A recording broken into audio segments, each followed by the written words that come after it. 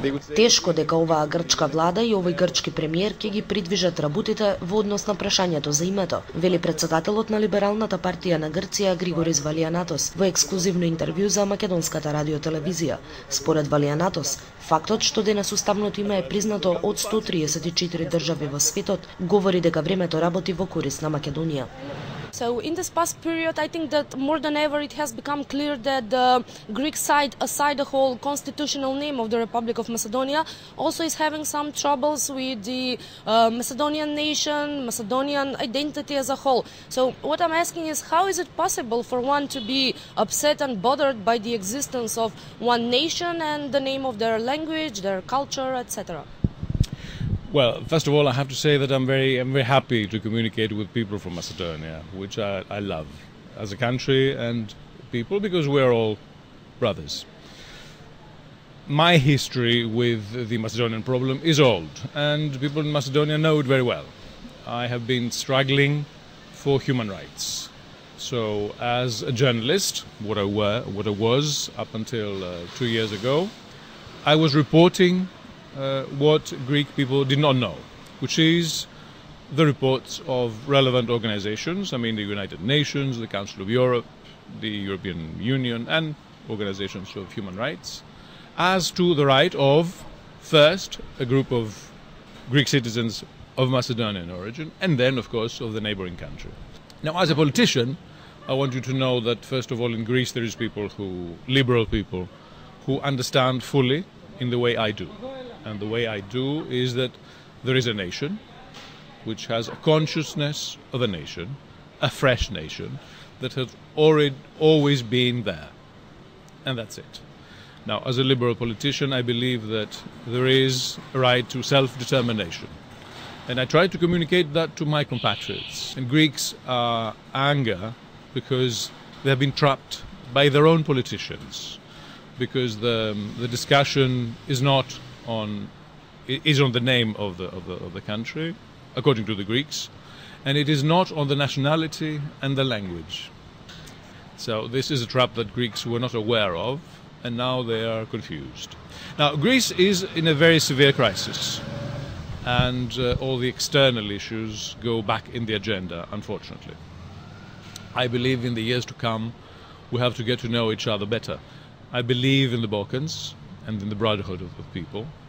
I believe in the understanding among nations. To make a long story short, you have the right to call yourselves what you feel like. And we're very proud you share a culture that we are part of too. Let's speak about the Macedonian minority here a little. Now, we know that Greece is persistently refusing the fact that there are ethnic Macedonians who live in this country.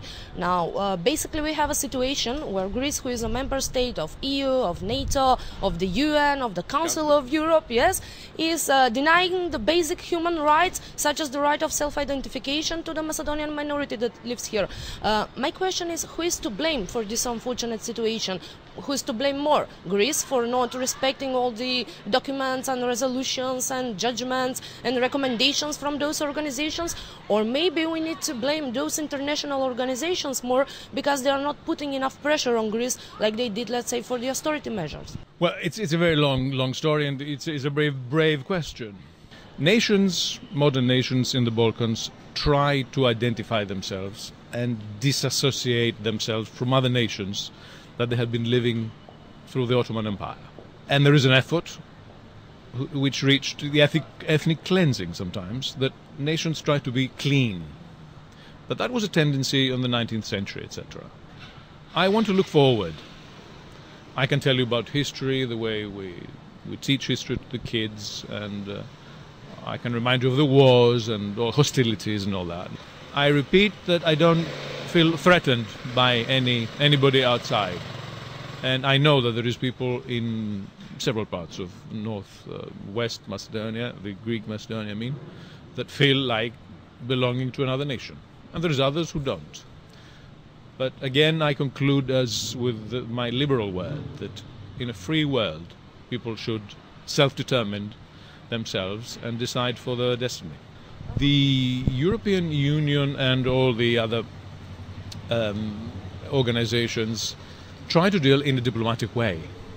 But you have to see that at the end of the day, how many countries started back almost 30 years ago, and now there's 134. I mean, the work, the time works for your sake. This is unfortunate for fanaticism. It's unfortunate for people who are confused.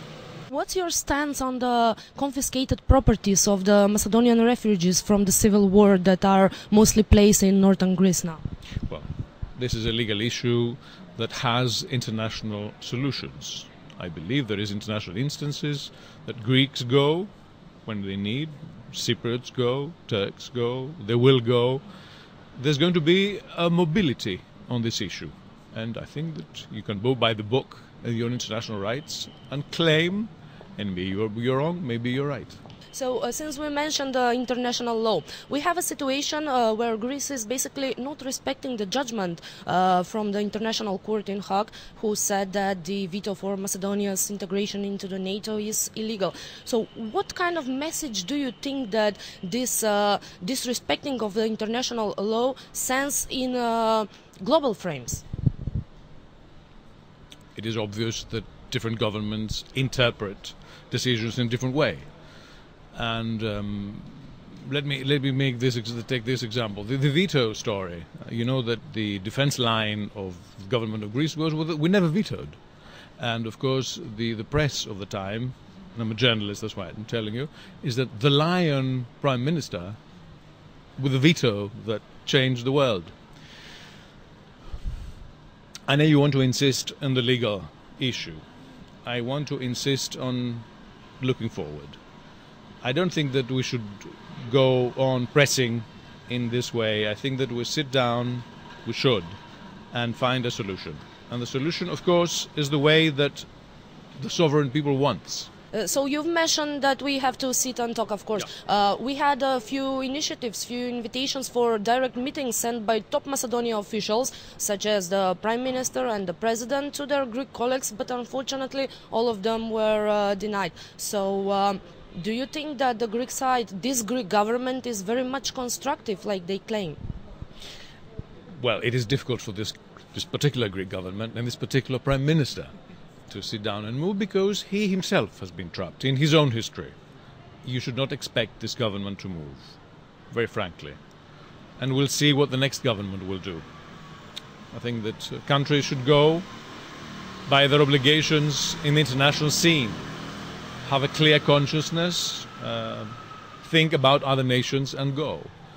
You should wait for the other side to come up to the expectations. And both sides can say for the other side the same thing. I think we should wait a little bit more. Let's speak about the policy of this current government now.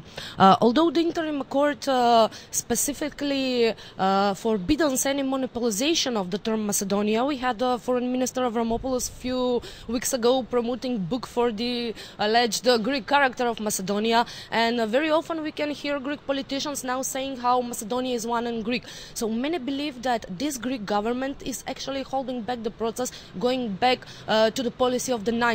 Do you agree with this? Yes, I described it earlier. Greeks live their side of the history, and they're not prepared because the education and the international climate and the crisis don't help. See, Greeks feel that a culture can be stolen. And I smile because I'm very proud that people around the world claim that they're Greeks or Macedonians or Spartans or Athenians or whatever. It's a very different way of approaching life.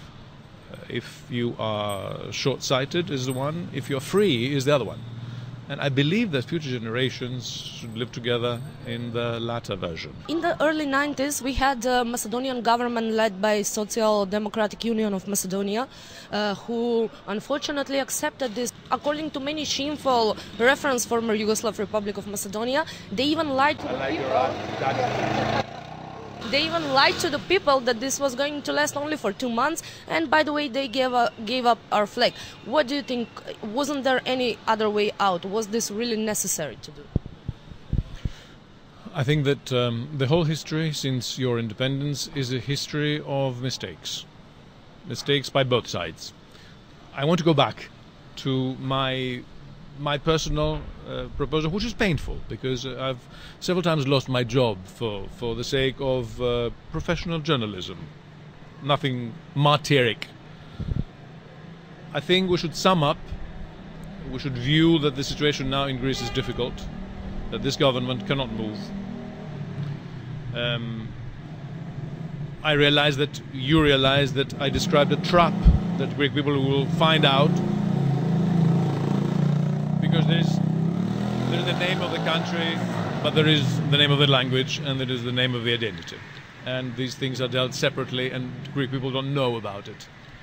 And we should focus in the future and get to know each other better. Thank you very much. It was really a pleasure and an honor to talk to you. My pleasure.